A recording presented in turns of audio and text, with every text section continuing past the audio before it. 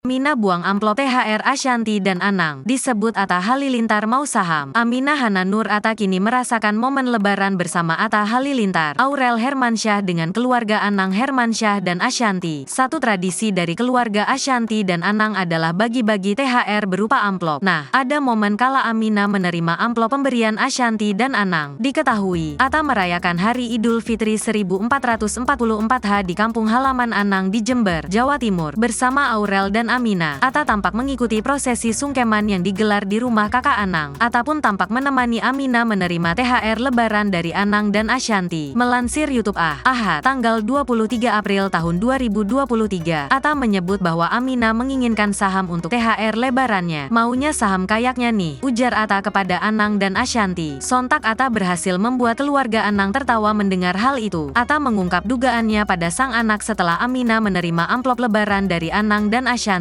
Sambil digendong Aurel Hermansyah, Aminah tampak membuang amplop dari sang genda.